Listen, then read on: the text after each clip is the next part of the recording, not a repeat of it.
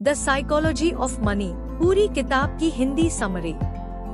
नमस्कार दोस्तों, क्या आपने कभी सोचा है कि कुछ लोग कम पैसे कमाकर भी अमीर बन जाते हैं, जबकि कुछ लोग करोड़ों कमाने के बाद भी हमेशा पैसों की परेशानी में रहते हैं?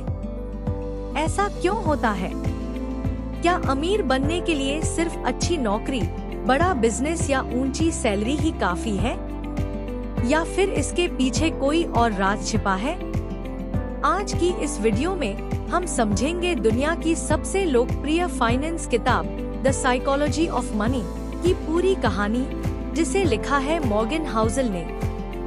यह किताब हमें शेयर मार्केट के टिप्स नहीं सिखाती, बल्कि यह सिखाती है कि इंसान पैसे के बारे में कैसे सोचता है, कैसे फैसले लेता है, और वही फैसले उसकी पूरी जिंदगी बदल देते हैं। तो वीडियो को अंत तक जरूर देखिए, क्योंकि हो सकता है कि आज सीखी गई एक आदत आपकी आने वाली पूरी जिंदगी बदल दे। चैप्टर 1, पैसा दिमाग से बनता है, जेब से नहीं।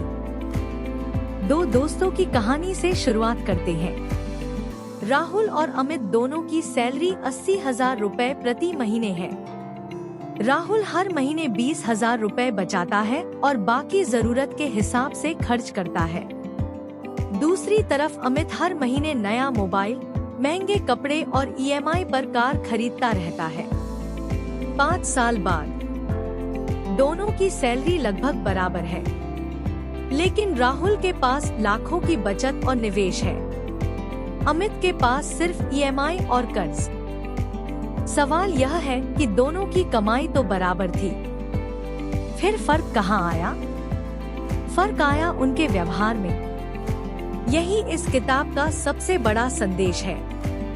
पैसा गणित का नहीं, व्यवहार का खेल है। चैप्टर 2, कोई भी इंसान पैसे के मामले में पागल नहीं होता। हर इंसान अपने अनुभवों के अनुसार फैसले लेता है। जिसने बचपन में गरीबी देखी है, वह बचत करेगा। जिसने हमेशा पैसे देखे हैं, वह खुलकर खर्च करेगा। इसलिए किसी के फैसले को गलत कहने से पहले उसके अनुभवों को समझना जरूरी है। चैप्टर 3, किस्मत और जोखिम। अगर दो लोग एक जैसा बिजनेस शुरू करें, दोनों समान मेहनत करें, फिर भी जरूरी नहीं कि दोनों बराबर सफल हों। क्यों? क्योंकि जिंदगी में मेहनत के साथ किस्मत और सही समय भी काम करते हैं। इसलिए सफल होने पर घमंड मत करो और असफल होने पर खुद को बेकार मत समझो। चैप्टर 4, कंपाउंडिंग का जादू। मान लीजिए आप हर महीने 5,000 रुपए निवेश करते हैं। पहले साल ज्यादा फर्क नहीं दिखेगा, दूसरे साल भी नहीं, लेकिन 20-30 साल बाद यही छोटी रकम करोड़ों तक पहुंच सकती है। यही है कंपाउंडिंग की ताकत। छोटे कदम, लंबे समय और बड़ा परिणाम। चैप्टर 5, अमीर बनना आसान है, अमीर बने रहना मुश्किल। कई लोग अचानक बहुत पैसा कमा लेते हैं, लेकिन गलत फैसलों की वजह से कुछ सालों में सब खत्म हो जाता है। याद रखिए, पैसा कमाने से ज्यादा जरूरी है उसे संभालना।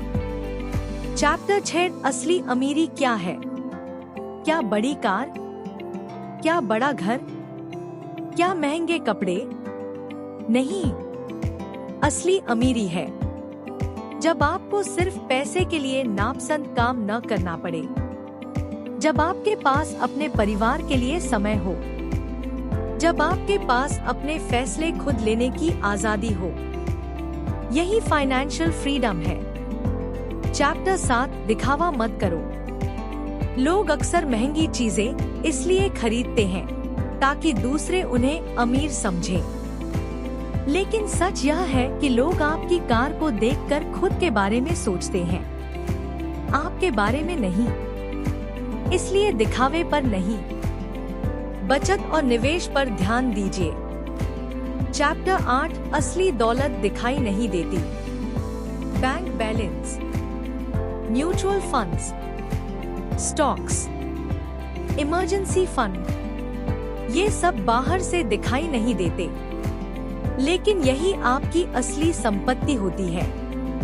चैप्टर 9, हमेशा बचत करो। भविष्य किसी ने नहीं देखा। नौकरी जा सकती है, बिजनेस रुक सकता है, बीमारी आ सकती है, इसलिए कम से कम 6-12 महीने के खर्च जितनी बचत जरूर रखें। यही मुश्किल समय में सबसे बड़ा सहारा बनती है। चैप्टर 10, धैर्य सबसे बड़ा निवेश है। हर सफल निवेशक में एक आदत समान होती है, धैर्य। जल्दी अमीर बनने की कोशिश अक्सर लोगों को नुकसान पहुंचाती है। धीरे धीरे बढ़ना, लेकिन लगातार बढ़ना, यही सफलता का रास्ता है। किताब की सबसे बड़ी सीख।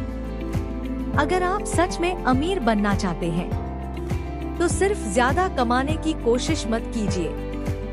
अपनी आदतें बदलिए, बचत कीजिए, निवेश कीजिए, धैर्य रखिए और दूसरों से तुलना करना बंद कीजिए।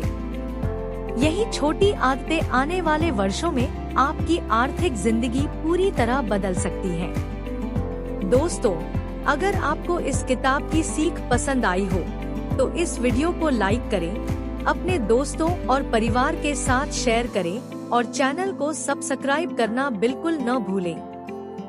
कमेंट में जरूर बताइए